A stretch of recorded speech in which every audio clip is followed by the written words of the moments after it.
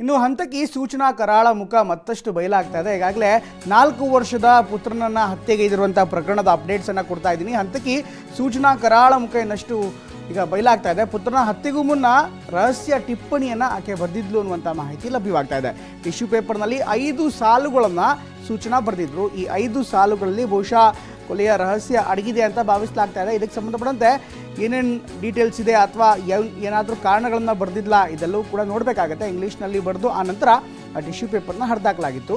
ಇನ್ನು ಈ tissue paper ತನಿಖೆ ವೇಳೆ ಲಭ್ಯ ಆಗಿತ್ತು. ಅಲ್ಲಿ ಶೋಧನೆ ಮಾಡಿದಂಥ ಸಂದರ್ಭದಲ್ಲಿ ಟಿಶ್ಯೂ ಪೇಪರ್ ಕೂಡ ಸಿಕ್ಕಿತ್ತು. ಅದನ್ನು FSLಗೆ ನೀಡಲಾಗಿದೆ. ಈಗ ಆಕೆಯ ಬರವಣಿಗೆ ಮಾದರಿಯನ್ನು ಪಡೆದಿರುವಂಥ ಪೊಲೀಸರು ಸೂಚನಾ ಮಾನಸಿಕ ಸ್ಥಿತಿ ಹೇಗಿದೆ ಅನ್ನೋದ್ರ ಬಗ್ಗೆ ಕೂಡ ತನಿಖೆ ಮಾಡಲಾಗ್ತದೆ. ಯಾಕೆಂದರೆ ಸಮಚಿತ್ತರಾಗಿದ್ರಾ ಅಥವಾ ಖಿನ್ನತೆ ಇತ್ತಾ ಇದೆಲ್ಲವನ್ನು ಕೂಡ ನೋಡಲೇಬೇಕಾಗತ್ತೆ.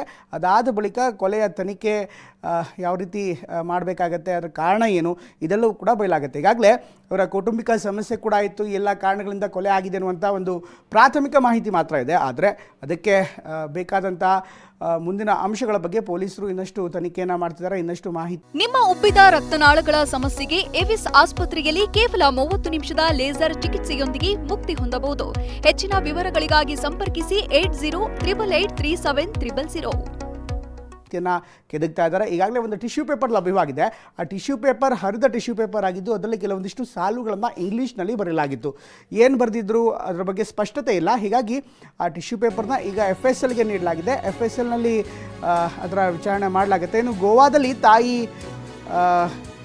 ಹೆತ್ತ ಮಗುವನ್ನು ಕೊಂದ ತಾಯಿ ಸೂಚನಾ ತೀವ್ರ ವಿಚಾರಣೆಯನ್ನು ಮಾಡಲಾಗ್ತಾ ಇದೆ. ಇದಕ್ಕೆ ಸಂಬಂಧಪಟ್ಟಂತೆ ಅಪ್ಡೇಟ್ಸ್ಗಳು ಬರ್ತಾ ಇದೆ. ಇಂದು ಗೋವಾದ ಕಲಂಗುಟ್ ಠಾಣಾ ಪೊಲೀಸರಿಂದ ಸ್ಥಳ ಮಹಜರನ್ನು ಮಾಡಲಾಗುತ್ತೆ. ಅಂದರೆ ಹೋಟೆಲ್ ಏನಿತ್ತು ಅದರಲ್ಲಿ ಸ್ಥಳ ಮಹಜರು ಮಾಡಲಾಗುತ್ತೆ.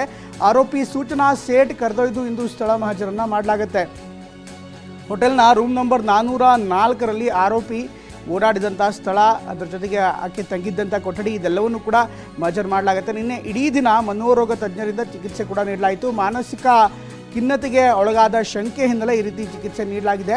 ಇನ್ಫ್ಯಾಕ್ಟ್ ಕೊಲೆಗೆ ನಿಖರ ಕಾರಣ ಹೇಳದ ಸೂಚನಾ ಸೇಠ್ ಯಾವ ಕಾರಣ ಏನು ಇದು ಯಾವುದೂ ಕೂಡ ಹೇಳ್ತಾ ಇಲ್ಲ. ಅಫ್ಕೋರ್ಸ್ ಡಿಪ್ರೆಷನಲ್ಲಿ ಇದ್ದಾರೆ. ಇನ್ಫ್ಯಾಕ್ಟ್ ಸ್ವಂತ ಮಗನನ್ನೇ 4 ವರ್ಷದ ಮಗನನ್ನು ಆಕೆ ಕೊಲೆ ಮಾಡಿದ್ಲು. ಹೀಗಾಗಿ ಖಿನ್ನತೆ ಒಳಗಾಗಿದ್ದಾರೆ. ಇದ್ರ ಜೊತೆಗೆ ಈಗ ಪೊಲೀಸರು ಕೂಡ ಅವರ ಕೆಲಸವನ್ನು ಮುಂದುವರಿಸ್ತಾ ಇದ್ದಾರೆ. ಇನ್ಫ್ಯಾಕ್ಟ್ ಗೋವಾದ ಪೊಲೀಸರು ಕಲಂಗುಟ್ ಠಾಣೆಯ ಪೊಲೀಸರಿದ್ದಾರೆ. ಇವತ್ತು ಅವರ ಹೋಟೆಲ್ಗೆ ತೆರಳಿ ಮಹಜರನ್ನು ಮಾಡ್ತಾರೆ. ಈ ಬಗ್ಗೆ ಇನ್ನಷ್ಟು ಹೆಚ್ಚಿನ ಮಾಹಿತಿಯನ್ನು ನೀಡ್ತಾರೆ ನಮ್ಮ ಪ್ರತಿನಿಧಿ ಸಹದೇವ್. ಈಗಾಗಲೇ ಒಂದು ಕಡೆಗೆ ಆಕೆಯ ಮನಸ್ಥಿತಿ ಹೇಗಿದೆ ಅನ್ನೋದು ಒಂದು ವಿಚಾರ ಆದರೆ ಇವತ್ತು ಪೊಲೀಸರು ಕೂಡ ತನಿಖೆಯನ್ನು ಮುಂದುವರಿಸ್ತಾ ಇದ್ದಾರೆ. ಈಗ ಮಹಜರ್ ವೇಳೆ ಸಾಕಷ್ಟು ವಿಷಯಗಳು ಕೂಡ ಬಯಲಾಗುವಂಥ ಸಾಧ್ಯತೆ ಇರುತ್ತೆ. ಯಾಕೆಂದರೆ ಇಷ್ಟು ದಿನ ಅವರಿಗೆ ಸಿಕ್ಕಿರುವಂಥ ಪ್ರಾಥಮಿಕ ಮಾಹಿತಿಗಳು ಒಂದು ಕಡೆ ಆಗಿದ್ರೆ ಈಗ ಆಕೆನೇ ಅಲ್ಲಿ ಬರ್ತಾಳೆ, ಏನಾಯಿತು ಹೇಗಾಯಿತು ವಿವರಿಸ್ತಾಳೆ. ಹೀಗಾಗಿ ಏನು ಅಪ್ಡೇಟ್ಸ್ಗಳು ಸಿಗ್ತಾ ಹೋಗ್ತಾರೆ. ಜೊತೆಗೆ FSLನಿಂದಲೂ ಕೂಡ ಒಂದಿಷ್ಟು ಐಟಮ್ಸ್ಗಳನ್ನು ಕಳಿಸ್ಕೊಳ್ಳಲಾಗಿದೆ. ಹರಿದಂಥ ಟಿಶ್ಯೂಸ್ ಇರ್ಬೋದು, ಅದರಲ್ಲಿ ಬರೆದಿರುವಂಥ ಸಾಲ್ಗಳಿರ್ಬೋದು, ಇದೆಲ್ಲವೂ ಕೂಡ ಈ ಒಂದು ಪ್ರಕರಣಕ್ಕೆ ಪೂರಕ ಅಂಶವಾಗಿರುತ್ತೆ. ಇನ್ನಷ್ಟು ಅಪ್ಡೇಟ್ಸ್ ಏನು ಸಿಗ್ತಾ ಇದೆ ಮಾಲ್ತಿ? ಹೌದು ಪ್ರಮೋದ್, ಏನು ಗೋವಾದ ಈ ಒಂದು ಹೋಟೆಲ್ನಲ್ಲಿ ತಾಯಿನೇ ತನ್ನ ಮಗನನ್ನು ಕೊಂದಿರುವಂತಹ ಪ್ರಕರಣಕ್ಕೆ ಸಂಬಂಧಪಟ್ಟಂತೆ ಈಗಾಗಲೇ ಕಲ್ಲಂಗುಟ್ ಪೊಲೀಸರು ಸಾಕಷ್ಟು ವಿಚಾರಣೆಯನ್ನ ಮಾಡ್ತಾ ಇರುವಂತದ್ದು. ಮುಖ್ಯವಾಗಿ ಈ ಒಂದು ಸೂಚನಾ ಸೇಠ್ ಏನಿದ್ದಾರೆ ಇವರನ್ನ ಈಗಾಗಲೇ ಕಳೆದ 2 ದಿನಗಳಿಂದ ನಿರಂತರವಾಗಿ ವಿಚಾರಣೆಯನ್ನು ಒಳಪಡಿಸಿರುವಂಥದ್ದು. ಆದರೆ ಈ ಒಂದು ವಿಚಾರಣೆಯ ಸಂದರ್ಭದಲ್ಲಿ ಯಾವುದೇ ರೀತಿಯಾದಂತಹ ಸರಿಯಾದ ಸ್ಪಂದನೆ ಸಿಗದ ಹಿನ್ನೆಲೆಯಲ್ಲಿ ನಿನ್ನೆ ಇಡೀ ದಿನ ಮನೋರೋಗದ ತಜ್ಞರಿಂದ ಚಿಕಿತ್ಸೆಯನ್ನು ಕೂಡ ಈಗಾಗಲೇ ಕೊಡಿಸಿರುವಂಥದ್ದು. ಇದಾದ ಬಳಿಕ ನಿನ್ನೆ ಒಂದು ಹಂತದಲ್ಲಿ ಗುಣಮುಖರಾಗಿದ್ದಾರೆ ಅನ್ನುವಂಥ ಮಾಹಿತಿ ಸಿಗ್ತಾ ಇದ್ದಂತೆ ಇವತ್ತು ಸ್ಥಳ ಮಹಜರು ಮಾಡ್ತಾ ಇರುವಂಥದ್ದು. ಯಾಕಂದ್ರೆ ಈ ಒಂದು ಇಡೀ ಪ್ರಕರಣದ ಪ್ರಮುಖ ಅಂಶವೇ ಸ್ಥಳ ಮಹಜರಾಗಿರುವಂಥದ್ದು. ಇಲ್ಲಿ ಆರೋಪಿ ಯಾವ ರೀತಿಯಾಗಿ ಪ್ಲಾನ್ ಅನ್ನು ಮಾಡಿದ್ರು ಮತ್ತು ಯಾವ ರೀತಿಯಾಗಿ ಮಗನನ್ನ ಹತ್ಯೆ ಮಾಡಿ ಏನೆಲ್ಲ ಮಾಡಿದ್ರು ಅನ್ನುವಂತಹ ನಿಟ್ಟಿನಲ್ಲಿ ಖುದ್ದು ಆರೋಪಿಯನ್ನ ಕರೆದುಕೊಂಡು ಹೋಗಿ ಸ್ಥಳ ಮಹಜರನ್ನ ಮಾಡ್ತಾರೆ.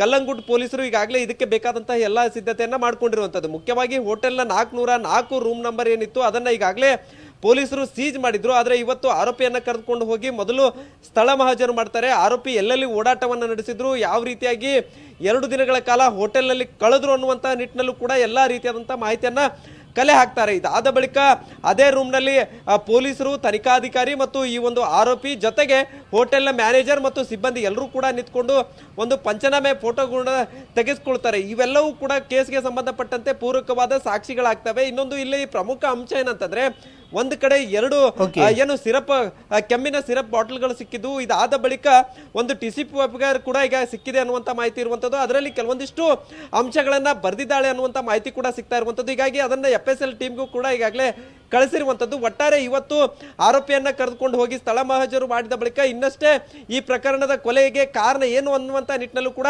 ಸ್ಪಷ್ಟತೆ ಸಿಗಲಿದೆ. ಪ್ರಮೋದ್, ಥ್ಯಾಂಕ್ ಯು ಸದೇವೆಲ್ಲ ಮಾಹಿತಿಗಾಗಿ.